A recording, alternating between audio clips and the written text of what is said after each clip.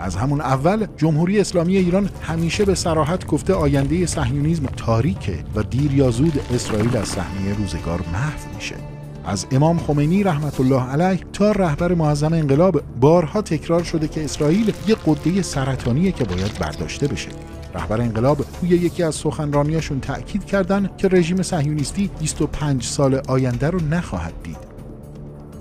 این جمله فقط یه شعار سیاسی نبود، بلکه یه نوع نگاه راهبردی و اعتقادی بود. اما فقط ایران نیست که این حرفو زده. خیلیای دیگه تو دنیا از شخصیت‌های سیاسی گرفته تا متفکرای مستقل و حتی بعضی چهره‌های یهودی مخالف صهیونیسم هم معتقدن این پروژه محکوم به شکسته.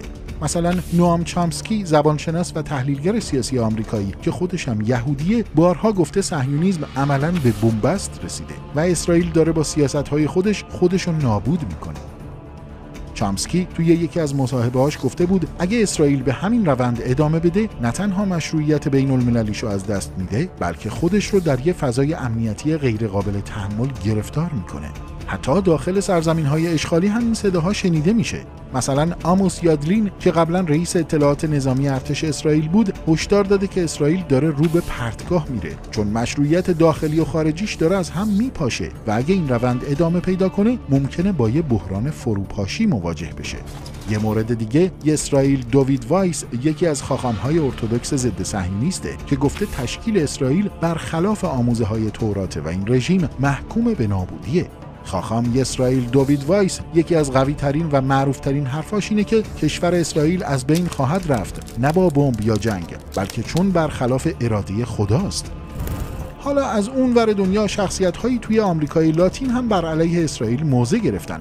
مثلا نیکولاس مادورو، رئیس جمهور ونزوئلا، بارها توی سخنرانی‌هاش سیاست‌های اسرائیل رو نسل‌کشی و جنایت علیه بشریت دونسته و گفته دنیا داره بیدار میشه و اسرائیل نمیتونه تا ابد با این جنایت‌ها ادامه بده.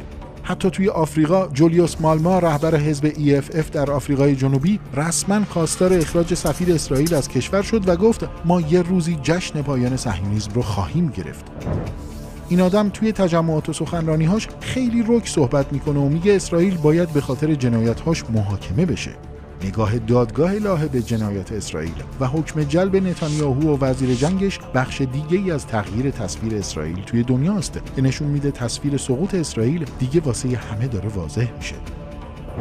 در واقع چیزی که مشخصه اینه که نگاه جهانی به اسرائیل داره تغییر میکنه و دیگه اون تصویر مظلوم قدیم که حاصل افسانه هولوکاست بود و نداره. خیلی‌ها هم میگن این پروژه سیاسی که به اسم یهودیت شروع شد در اصل یه استعمار مدرن